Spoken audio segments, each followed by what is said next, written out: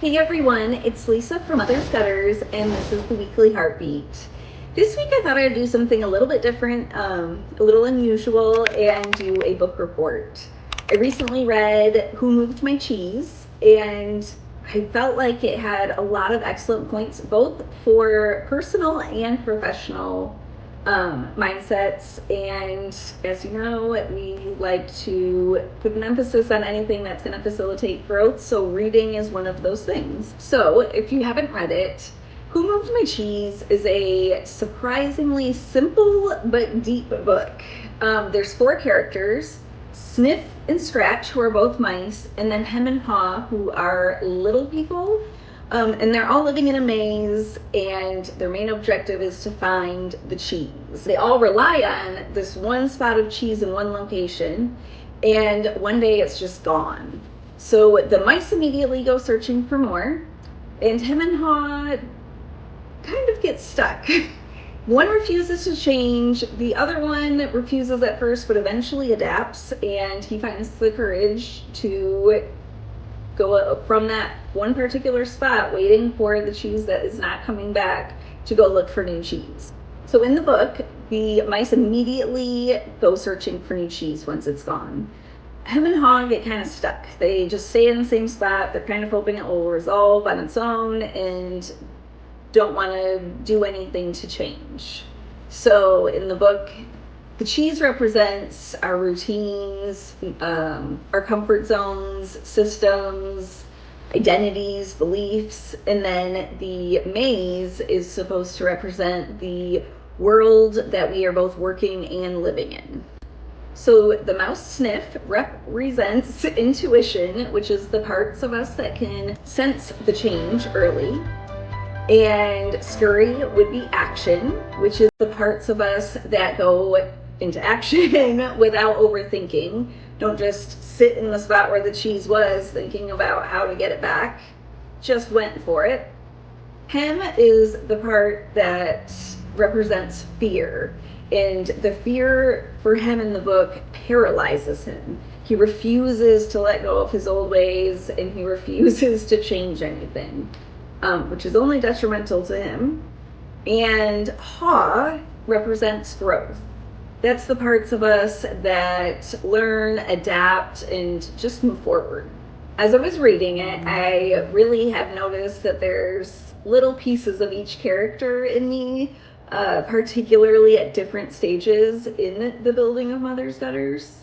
And at times I've been Sniff, where I've been able to notice when things aren't really going to, a problem might be arising, or things with our communication or our systems just aren't really flowing, and being aware like that is really what's helped Mother's Gutters run as smoothly as it has. And then there's Haw, the part of me that's been growing most, probably. That's the part of me that stepped into this role even though it was new. That has been trying to forge my own path, despite knowing that Grant, he knows a lot, and it's easy to sometimes feel like I'm a little bit in his shadow, and that's actually a fairly comfortable place to be. So that's something I'm really trying to forge my own path, find my own answers, make my own decisions, and be able to laugh at all of the times where I may be not doing as great of a job, or that I might mess up. Being able to not take yourself so seriously helps you to be able to keep growing and adapting and accepting all of the new things coming your way. So my biggest takeaway from the book was just that change is inevitable, and really your success depends on how you react to that change. Because in business, and especially the trades, there's constant growth and change happening, and especially now in the world with AI and technology. I used to be adamantly against AI, and I just couldn't stay that way, or I would have been left behind. That's just the way the whole world is going. And processes that used to work for your business, they may not scale. Customer expectations may change. And with all of these things, the quicker you let go of your old ways or your old cheese, the sooner you're going to be able to get your new cheese and probably also a whole new different kind of success or a different way of success, which who doesn't want that? So that's my book report, and I just want to leave you with a couple takeaways. Stay aware of what's changing in your business, and also stay aware of what changes you could make to adapt to those and move on them. Do not allow yourself to stay stuck or live in your fear. And in the book, there's a part where 𝙏asks himself, what would I do if I wasn't afraid?